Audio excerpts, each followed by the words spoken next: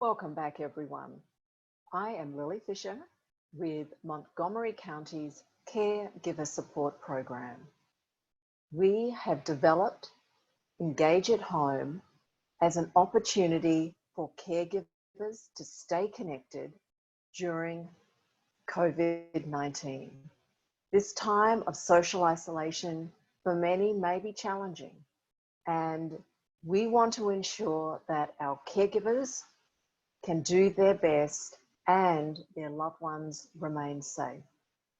So today we are going to be exploring an organisation based here in Washington, DC. It is called the Carer Action Network. And why I am sharing this information with you today is because they have a very fine collection of resources, videos, and online supports that will allow caregivers to access valuable information and help them really take on what for many may be something that they weren't expecting, which is to have their loved one at home and that the carer is responsible for providing all of the care and nurturance over the next couple of weeks. So let's take a look at Carer Action Network. So here we are at the Carer Action Network webpage. This webpage is very simple, and you can see up here it has a special link specifically designed for COVID-19, and as needed, a dial-in or a web-based or an email connection for caregivers who want additional supports. Up the top here, we have the website, and as with all of our programs, this website will be listed on both Engage at Home's website, plus also on the county's caregiver blog. So who is Caregiver Action Network? So to put it simply, it is a non-profit, and one of the key areas that they are focused on is helping caregivers who may be caring for a child, an older adult. They could be caring for someone who is a returned service person or someone with a disease at any time in their life. It is an organisation that generally would have information primarily available through their website. So irrespective of when you're catching this program, you will be able to access information that we are going to be exploring today. So the first section on Caregiver Action Network's webpage that I am looking at is under Toolbox. Toolbox is here up in the upper section of their website, and it clicks open to a rich array of resources for caregivers. Now, one thing that we all are talking about a lot is this idea of advanced directives. So let's have a quick look to see what they have under advanced directives. Advanced directives are when all of us think ahead, plan and be prepared, wanting to have your wishes attended to when you aren't able to express them. So, explains, as we just discussed, and we actually have information here that helps you prepare. It is available in English and Spanish, and they have a number of videos that allow people to see that this is normal and it is something that everyone should be doing. So let's go back to the main website and look at some of the other information. So some of the things that I think would be really helpful during this time when folk have taken on the responsibility for caring for their loved one in their own home, they're choosing most responsibly to have social isolation, yet it is a time when it can be stressful and a little unnerving. So there's a couple of video series that I think could be very helpful for people to think about. So the first one is this one here. It's under the Alzheimer's Caregiver Video Resource Centre. And from experience, caregivers with a loved one with Alzheimer's can experience some challenges with disruptive behaviour, confusion, needs of their loved one beyond what the caregiver may have the energy at all times to assist them with. So let's look under topics associated with that area. So one of the things that I would like to show just a brief amount of, which is in the moment, how to live in the moment with Alzheimer's disease. You can see that there are many other videos available. We have a specialist talking about the overall topic. We have tip sheets. But down here we have a number of videos. This one here, living in the moment. Let's take a look at that. The reason why I'm selecting that video is because there are going to be times over the next period when living in the moment may be challenging.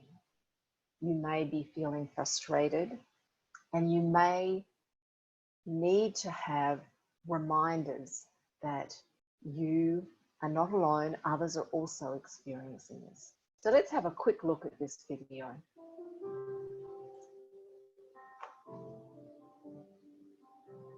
I was trying to get something to go to, but that moment, because in that moment, it's all that matters. Because 5 minutes from now, she's going to forget I was even there.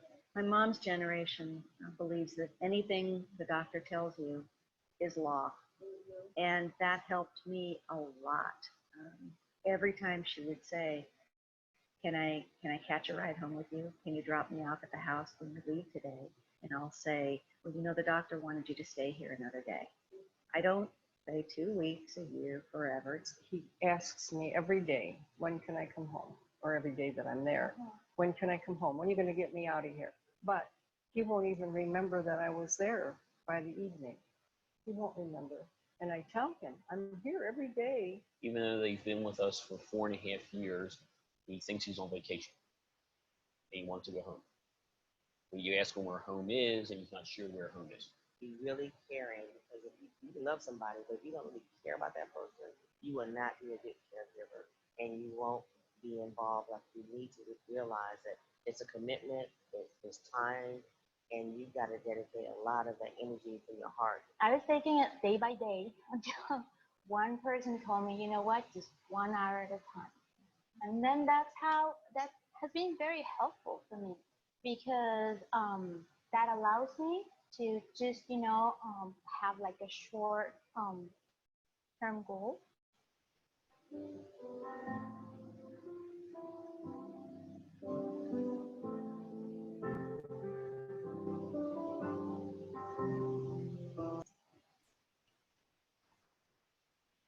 So now let's go back to the Caregiver Video Resource Centre and look at a number of other opportunities for caregivers to stay educated and to feel confident. So under the video topics, there's also videos on hands-on care. In the previous videos, some of their loved ones lived with them and some lived in nursing homes or other facility settings. These videos are especially designed for folk who really are going to be probably caring for their loved one at home, and they're going to need to have a little bit more information on how to keep their loved one healthy and safe. I like this one here, range of motion exercises. Keeping someone physically connected and moving is really important, because even if that person cannot get out of bed or cannot move much, by keeping their bodies simply moving will be a pathway for greater health. Let's have a look at range of motion exercises.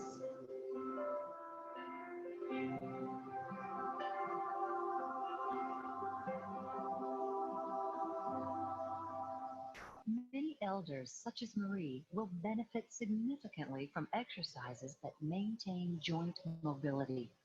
So often, without these exercises, an elder's joints become progressively stiff and muscles weaken further. This can lead to further degeneration and also to depression.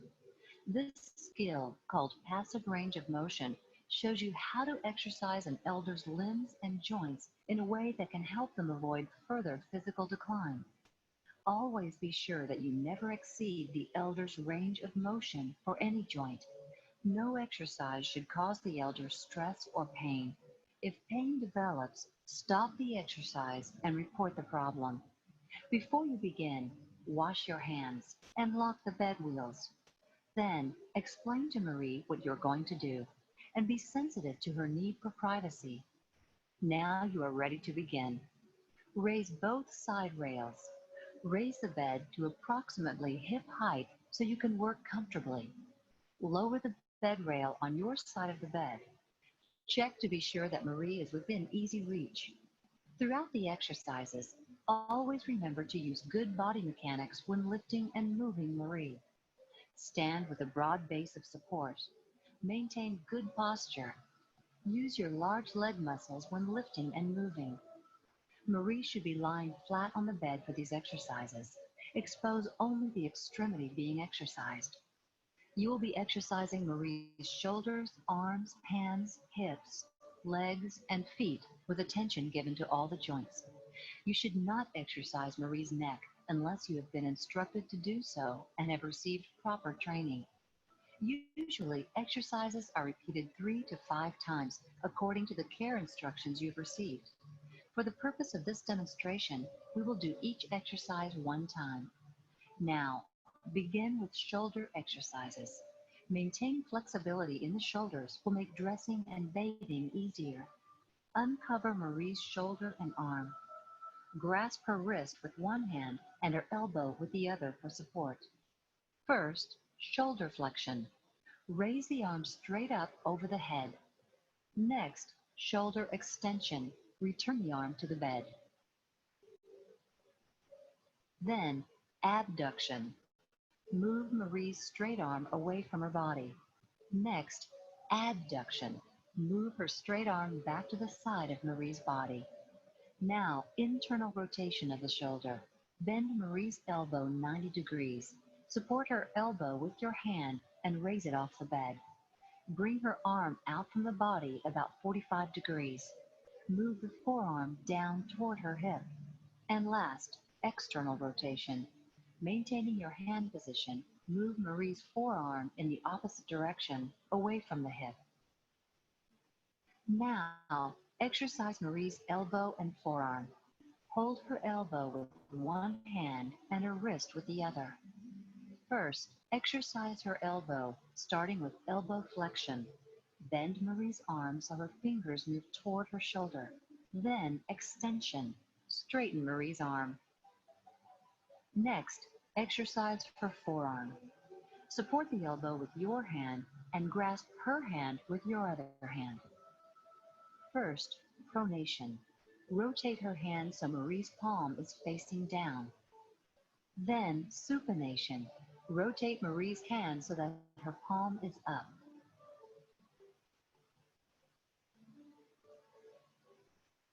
Now, exercise her wrist. Support the wrist by holding Marie's hand and forearm. First, flexion. Flex the wrist by bending the hand downward. Then extend the wrist by bending the hand backward. Return the wrist to the neutral position, then perform radial deviation by tilting the hand toward the thumb. Last, perform ulnar deviation by tilting the hand toward the little finger. Next are the thumb exercises. Hold Marie's hand with one hand and the thumb with your other hand. First, perform abduction of the thumb by moving the thumb away from the index finger. Then adduction by moving the thumb back to the index finger. Opposition is accomplished by touching the thumb to each fingertip. Flex the thumb by placing the thumb across the palm. And now extension. Move the thumb away from the palm. Finger exercises are next. Start with abduction, spreading apart the thumb and fingers. Then adduction, close the thumb and fingers together. Next, do flexion by placing your fingers over Marie's hand. Gently close her fingers into a fist. Finally, extension, open and straighten Marie's fingers. Now cover the arm and uncover the leg for hip exercises. Put one hand under her knee and the other under her ankle for support. First, hip flexion, lift the leg. Then, hip extension, return the leg to the bed. Abduction, gently move the leg away from the body. Adduction, return the leg toward the body. Next, do internal rotation of the hip. Move the leg away from the center line of the body. With the leg straight, place your hands above and below the knee. Without applying pressure to Marie's knee, roll the leg inward. And then do external rotation by rotating the leg outward. Now it's time to exercise Marie's knee. Start by placing one hand under her posterior thigh and the other under her heel. First, knee flexion, bend the knee. Then, extension, straighten the knee. Now, exercise the ankle. First, dorsiflexion, which means you move Marie's foot up. With one hand on the lower leg, your other hand under her heel, and her foot resting on your arm, press the sole of the foot toward the leg. Then, plantar flexion, which means you move Marie's foot down. Exercising Marie's foot comes next. Place one hand on Marie's ankle and the other hand on the sole of her foot. First, inversion. Turn the bottom of the foot inward. Then, eversion. Turn the bottom of the foot outward. And finally, the toe exercises. First, flexion. Cup the toes with your hand and push down. Then, extension. Straighten Marie's toes and push them slightly backwards. Next, abduction. Spread each toe apart. And lastly, adduction. Bring her toes together. Now, cover Marie, raise the bed rail, go to the other side of the bed, and repeat the exercises on that side. After her exercises are complete, make Marie comfortable by adjusting her bed linens and pillow. Lower the bed to its lowest position. Raise or lower the bed rails according to instructions. Place the call bell within reach. Wash your hands. Make notes in a home care journal about progress and any problems.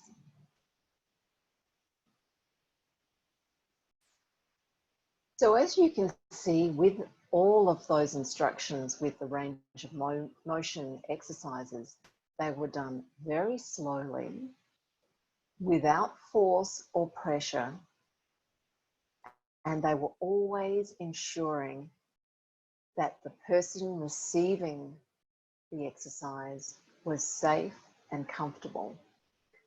If you aren't confident or you're concerned about the well-being of your loved one, don't try any of these until you speak to a physician. But if you have the ability and the comfort to do these, you can play the videos while you're watching these, they're all available on caregiveraction.org. And remember, safety and care. So let's finish off on the Caregiver Action Network's page. And yes, they do have a large feature that is focused on COVID-19. Some of them are things that you may know of already, but I wanted to ensure that you were aware that this organisation is part of your care network. Here in Montgomery County, if you have an immediate need for support, I encourage you to call the county's Aging and Disability Services on 240-777-3000. A county staff member will be available to provide you with assistance. That number again is 240-777-3000. I also want to let you know that our local chapter of the Alzheimer's Association is still providing support. They are developing virtual programming, which we will talk about on another show, and their 24/7 hotline is still operational. The links to that phone number will be back on the web link for Engage at Home where you found this video. So we've reached the end of this session. I thank you once again, and I encourage you to take a little bit of time to be calm and be at peace. Thank you, and be well and go well.